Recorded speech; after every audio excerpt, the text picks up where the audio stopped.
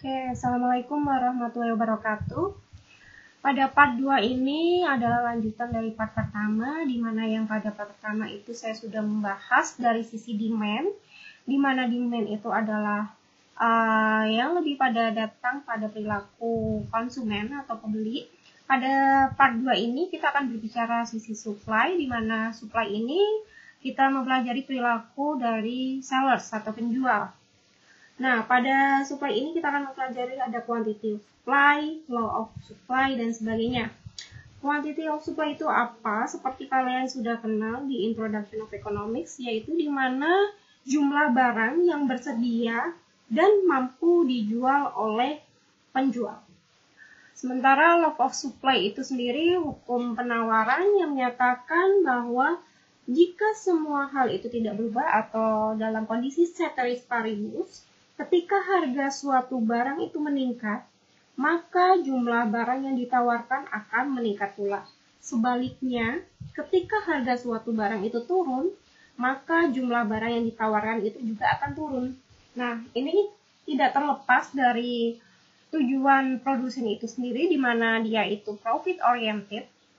Dia ketika adanya kenaikan harga, pada saat mungkin kenaikan harga emas, sekarang emas Antam baru mencetak rekor tertinggi secara global, harganya 900.000 per gram. Nah, Antam bisa jadi dia melakukan mengikuti hukum penawaran, dia mensuplai stok emas itu sebanyaknya, sehingga dia dapat meraih keuntungan pada saat sekarang. Nah, pada saat harga turun, suplainya juga diturunkan. Seperti itulah perilaku produsen, di mana dia tidak ingin kehilangan momen. Nah, seperti apa bentuk kurva supply itu sendiri? Di sini contohnya adalah penawaran untuk latte. Ini kita kalau tadi berbicara dari backgroundnya si pembeli, kita sebaliknya di sini kalau berbicara supply, kita anggap di sini backgroundnya kita sebagai penjual atau produsen. Nah, ketika harga $0, si penjual itu sendiri tidak ingin dong menawarkan barang dagangannya. Akhirnya di sini quantity of supply itu sendiri adalah sebanyak 0 unit. Nah, ketika barang yang ditawarkan itu naik menjadi $1 per latte, di sini jumlah barang yang ditawarkan adalah sebanyak 3 unit, 3 cup of latte.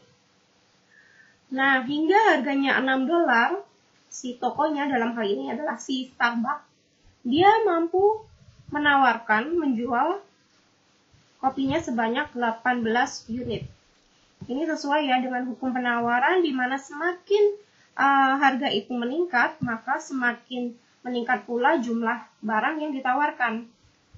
Kurvanya seperti apa? Di sini kurvanya memiliki slope positif. Sebaliknya, kalau kurva demand memiliki slope negatif, kalau kurva supply di sini memiliki slope positif, bergerak dari kiri bawah ke kanan atas. Pergerakannya dari kiri bawah ke kanan atas. Kalau di dalam demand itu kita kenal adanya individual demand, ada market demand, sama halnya di sisi supply. Di sini kita bicara ada individual supply, ada juga market supply. Nah, di dalam sistem pasar ini kita ketahui ada 2 supplier, yaitu Starbucks dan Jitters di sini. Nah, pada tingkat harga yang sama, $0, baik Starbucks maupun Jitters sama-sama mensuplai, tidak ada 0 atau kosong. Pada tingkat harga $1, Starbucks mampu mensuplai 3 cups, sementara Jitters hanya mampu mensuplai sebanyak 2. Artinya di sini pada tingkat harga $1, market supply adalah sebanyak 5, di mana penjumlahan antara 3 dan 2. Pada tingkat harga $3, Starbucks meningkat, supply-nya sebanyak 9 cup. Jitters juga meningkat sebanyak 6 cup, sehingga market supply juga meningkat menjadi 15 cup. Hingga pada tingkat harga tertinggi, yaitu pada $6, baik Starbucks maupun Jitters ini penjumlahan market supply-nya adalah sebanyak 30. Kurvanya sama, kurvanya juga memiliki slope positif, bergerak dari kiri bawah ke kanan atas. Namun di sini kuantitinya bukan kuantiti individual, tapi kuantiti market quantity, penjumlahan antara, dalam hal ini penjumlahan antara Jitters dengan Starbucks. Clear ya? Nah, kalau tadi seperti kita ketahui, apa saja faktor-faktor yang menyebabkan kurva demand itu shifting, diantaranya ada number of buyers, ada harga barang relatif, ada komplement dan substitut, kemudian ada ekspektasi, taste, dan semacamnya. Kalau dari sisi supply, apa saja sih yang menyebabkan kurva supply itu bergeser atau shifter dari posisi semula ke kanan? Yang pertama adalah price input price, harga barang-barang inputnya. Faktor produksi seperti kalian ketahui, di mana Y sama dengan fungsi dari capital, labor, dan teknologi. Input produksi itu macam-macam inputnya, ada capital, ada tenaga kerja, ada teknologi, mesin, sumber daya, dan semacamnya. Nah, ketika di sini upah, pemerintah menetapkan adanya kebijakan kenaikan UMR, katakanlah di sini upah meningkat. Artinya ada beban cost, biaya, dalam hal ini adalah biaya produksi yang juga meningkat, yang harus ditanggung oleh si perusahaan. Nah, ketika upah ini meningkat, kurva supply-nya juga akan bergeser ke kemana? Lebih ke kiri. Sebaliknya, ketika upah ini turun, ketika ada upah turun, artinya si perusahaan itu lebih merasa profitable karena biaya produksinya itu turun. Nah, sehingga menyebabkan kurva penawarannya bergeser ke kanan. Kalau upahnya turun, kurva supply-nya bergeser ke kanan. Kalau upahnya naik, kurva supply-nya bergeser ke kiri. Sama halnya dengan price of raw material, harga bahan baku di sini. Nah, seperti kita ketahui bahwa sektor manufaktur kita itu sangat tergantung dengan barang-barang impor. Nah, kasusnya saat ini guys, ketika terjadi adanya COVID-19, di mana kita semua banyak negara sudah melakukan lockdowns, sementara Indonesia saat ini masih belum ya, tapi sudah mulai terdampak. Karena apa? Sektor manufaktur kita itu masih tergantung bahan baku dan bahan produksinya itu dari import kebanyakan. Ketika semua negara, kebanyakan negara mayoritas melakukan lockdown, artinya tidak ada transaksi, tidak ada proses perdagangan antar negara di stop dulu. Kita yang akan terdampak, salah satunya di Indonesia juga. Bahan menjadi langka, akhirnya juga membebani biaya produksi, kemudian harganya juga akan meningkat. Ketika harga itu barang semakin langka, artinya harga bahan baku itu akan mahal, semakin mahal. Artinya ini akan menyebabkan beban biaya produksi buat perusahaan. Sehingga supply dari barang itu sendiri akan diturunkan. Sebaliknya, diturunkan artinya supply curve-nya akan bergeser ke kiri. Ketika price of raw material, ketika harga bahan baku itu turun, sehingga sama halnya dengan upah ketika turun, sehingga perusahaan merasa lebih profitable, akan menyebabkan kurva supply-nya bergeser ke kanan. Seperti ini.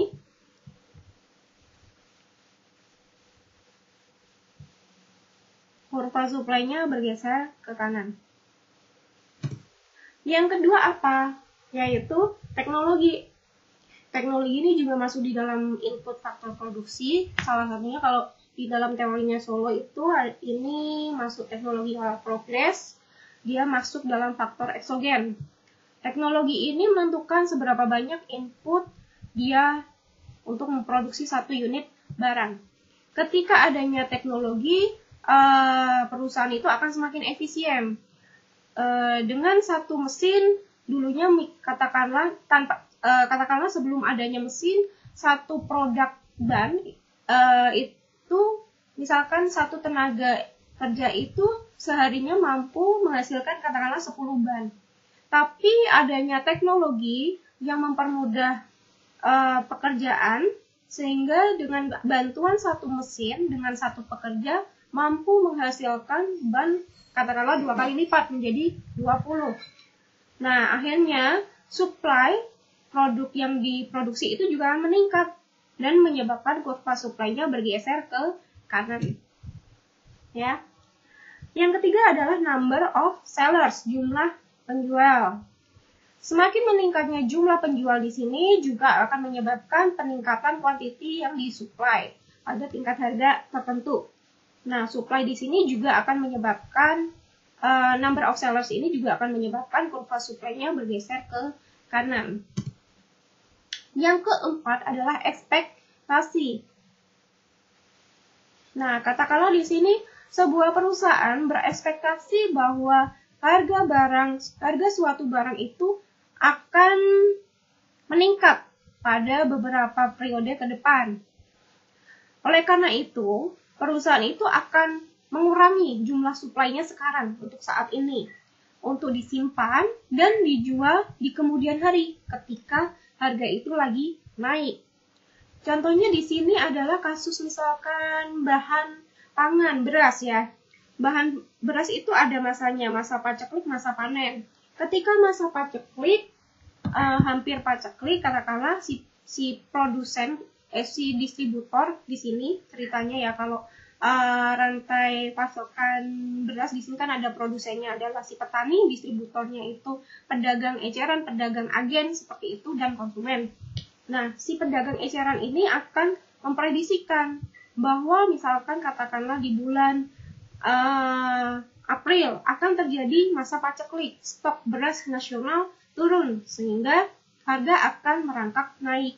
Nah, pada bulan Maret si distributor ini akan menstok beberapa ton beras. Nah, dia simpan hingga pada masanya di bulan April masa paceklik dan harga beras itu naik, dia baru jual di harga tersebut sehingga suplainya akan kurva suplainya juga akan bergeser. Pada saat ini karena pada bulan Maret katakanlah karena distributor itu mengurangi jumlah suplainya untuk disimpan dan dijual di bulan April, pada bulan Maret itu kurva suplainya akan bergeser ke kiri. Nah, dapat kita summarize di sini apa saja faktor-faktor yang menyebabkan movement maupun shifting kurva supply. Sama halnya dengan demand di sini, yang menyebabkan movement baik demand maupun supply curve adalah harga barang itu sendiri. Ketika kalau di sini kasusnya adalah supply, ketika harga itu naik maka supply-nya akan bergeser ke titik supply yang lebih atas atau jumlah barang yang ditawarkan akan naik. Sebaliknya ketika harga itu turun maka supply yang ditawarkan itu akan turun. Ini hanya bergeser aja kalau tingkat harga. Kemudian apa saja yang menyebabkan shifting? Yaitu yang pertama tadi ada input of price, kemudian teknologi, number of buyers, kemudian yang terakhir adalah ekspektasi. Keempat faktor inilah yang menyebabkan kurva supply itu bergeser baik ke kanan maupun ke kiri. Ini adalah contoh active learning, kalian bisa baca sendiri, pelajari sendiri.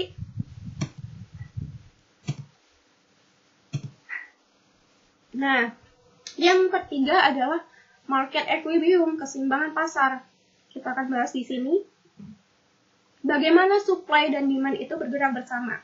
Nah, titik di sini ini yang kita kenal di sini, titik keseimbangan atau equilibrium. P has reached the level where quantity supply equals with quantity demanded.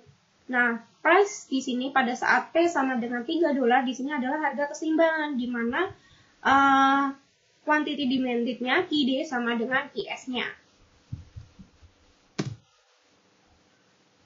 Ini ya, equilibrium price, the price that equates quantity supply with quantity demanded. Nah, ini tingkat harga di mana QD sama QS-nya itu sama. Ini masih mengikuti the law of demand ya guys. Ketika harganya semakin meningkat, maka jumlah barang yang diminta turun. Sebaliknya ini mengikuti the law of supply. Ketika harganya semakin meningkat, jumlah barang yang ditawarkan justru akan semakin meningkat. Nah, nih kita cari di mana titik keseimbangan antara QD sama dengan QS. Ternyata pada tingkat harga $3. Pada tingkat harga $3, baik QD sama dengan QS itu sama, yaitu sebanyak 15 unit. Ada equilibrium price, ada juga equilibrium quantity. Di manakah equilibrium quantity? Ya di sini, 15. 3 itu sebagai equilibrium price, 15 itu sebagai equilibrium quantity. Keseimbangan kuantitas. Nah, apa yang terjadi ketika jumlah barang yang ditawarkan itu lebih besar daripada jumlah barang yang diminta? Yang terjadi adalah surplus di sini. Ketika surplus itu kita definisikan when quantity supplied is greater than quantity demanded. Jumlah barang yang ditawarkan, QS, itu lebih besar daripada QD-nya. Jumlah barang yang ditawarkan akan lebih besar daripada QD-nya. Di sini pada tingkat harga $5, jumlah barang yang diminta adalah hanya butuh 9 latte saja. Sementara toko mampu mensuplai sebanyak 25 latte. Jadi di sini ada surplus sebanyak 16 latte yang tidak terserap oleh konsumen, mubazir. Nah, bagaimana si toko itu menyesuaikan supaya si pasar ini menyesuaikan supaya terjadi keseimbangan pasar? Tidak ada yang dirugikan. Kalau seperti ini tadi ada yang dirugikan, yaitu si suppliers. Karena jumlah barang yang ditawarkan itu tidak terserap semuanya oleh konsumen sehingga adanya stok di dalam perusahaan. Nah, akhirnya solusinya adalah menurunkan harga. Dari $5 diturunkan harga menjadi $4. Surplusnya menurun. Dari panjangnya sekian menjadi hanya sekian. Tapi masih terjadi surplus di sini. Masih ada sisa quantity di sini sekitar, di sini katakanlah sekitar berapa ini, dari titik ini ke sini. Masih ada beberapa cups latte yang tidak terserap oleh konsumen. Masih rugi perusahaan. Baik perusahaan sama konsumen juga, karena harganya pun masih tinggi ya. Nah, akhirnya harga diturunkan pada tingkat keseimbangan harganya sebesar $3. Baik suppliers maupun konsumen di sini tidak dirugikan. Konsumen dapat mengkonsumsi latte dengan harga lebih murah, sementara si supplier dapat mampu menjual produknya terserap di pasaran. Nah, disinilah titik keseimbangannya pada tingkat harga $3 dan pada tingkat quantity sebanyak 15 quantity. Nah, sebaliknya, apa yang terjadi ketika jumlah barang yang ditawarkan jauh lebih sedikit dibandingkan jumlah barang yang diminta? Shortage adalah di sini kita definisikan when quantity demanded is greater than quantity supply. QD itu lebih besar dibandingkan QS. Kalau surplus tadi, surplus itu di mana? QS lebih besar daripada QD. Kalau shortage itu adalah ketika QD lebih besar daripada QS-nya.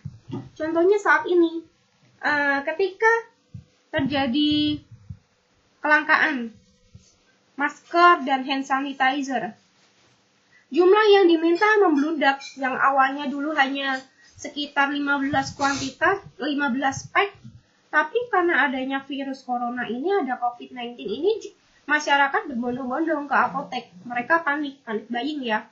Dia melakukan pembelian secara besar-besaran untuk menstok baik masker maupun hand sanitizer, sehingga terjadinya kelangkaan, menyebabkan shortage di sini. Padahal perusahaan hanya mampu mensuplai sebanyak ini pada posisi keseimbangan. Nah, pada tingkat harga $1, jumlah yang diminta adalah sebanyak 20, sementara perusahaan hanya mampu mensuplai sebanyak 5 kuantiti. Inilah terjadi shortage sebanyak 21 minus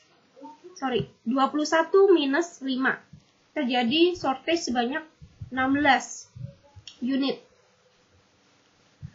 Nah, di sini bagaimana supaya jumlah barang yang ditawarkan sama dengan jumlah barang yang diminta adalah menaikkan harga.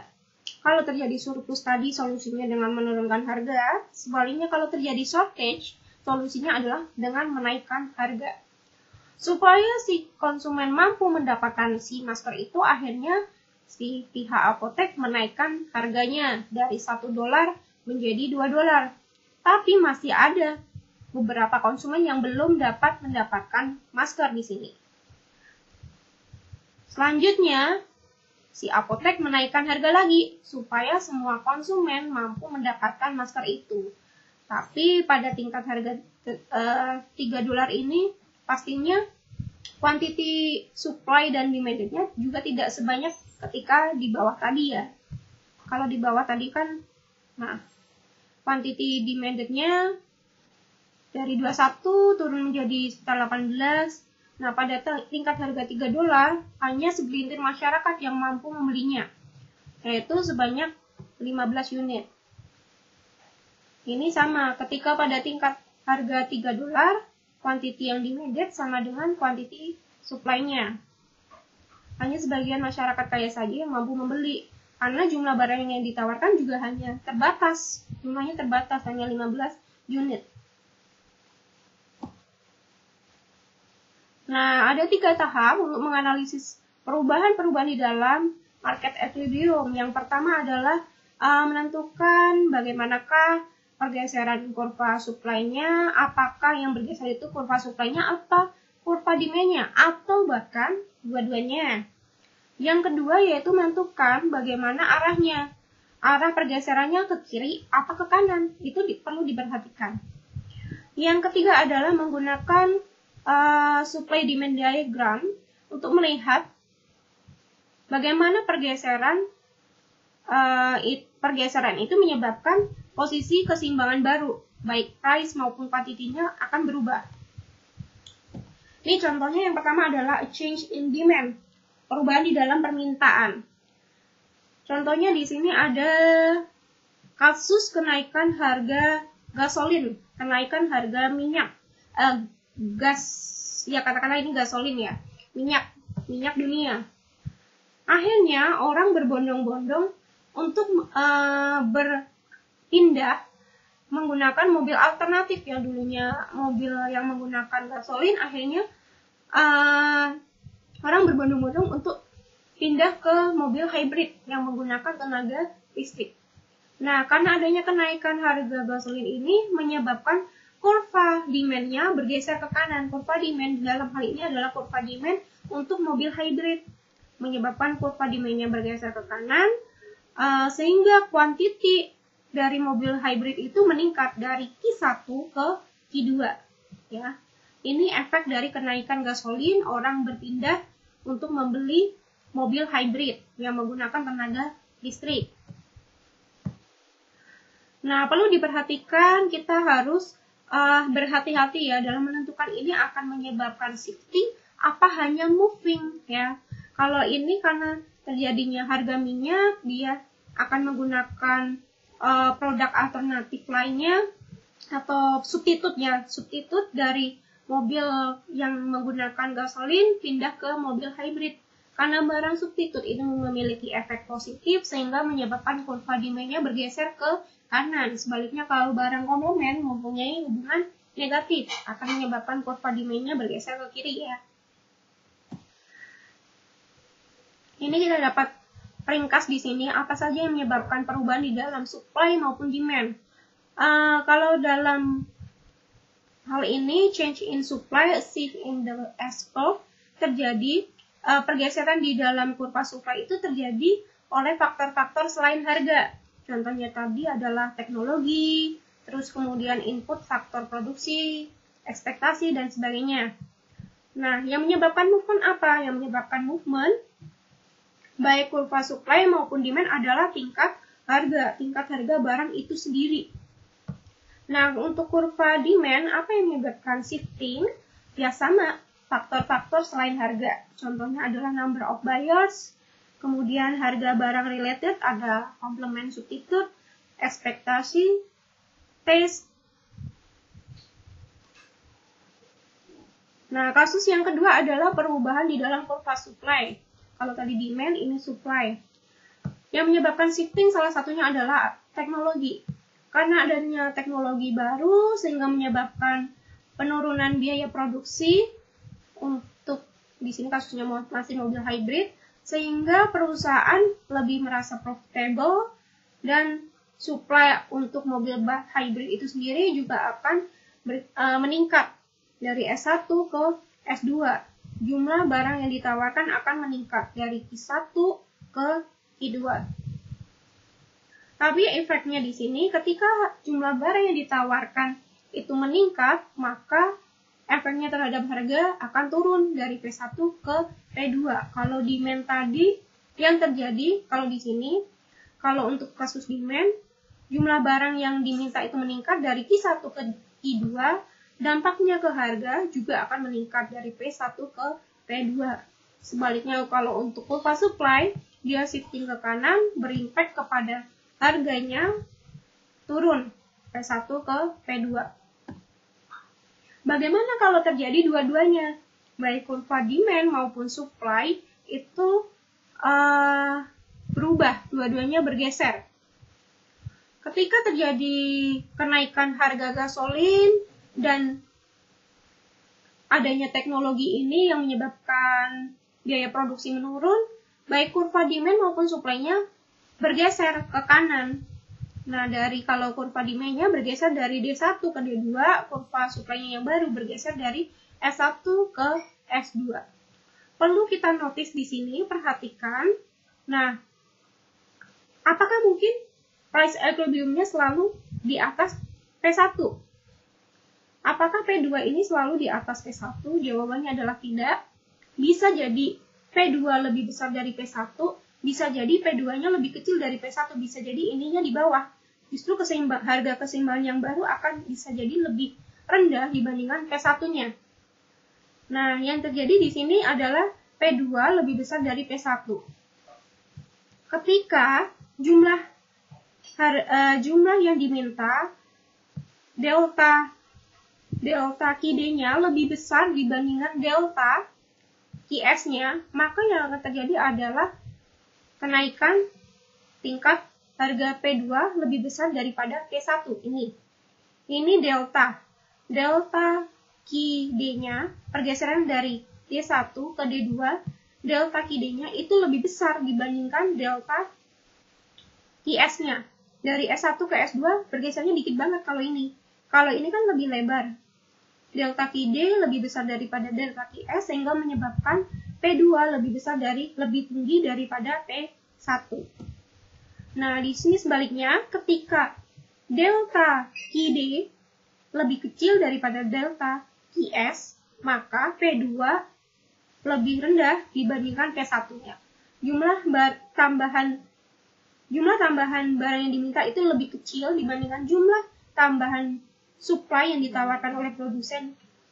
Ini akan menyebabkan P2 lebih rendah dibandingkan P1-nya. Jumlah yang diminta lebih sedikit dibandingkan jumlah barang yang ditawarkan, di mana jumlah barang yang ditawarkan lebih banyak, tidak terserap juga, sehingga menyebabkan harga itu turun. Tuh ya, kalian bisa pelajari sendiri, bisa ulas sendiri di PPT yang sudah saya share.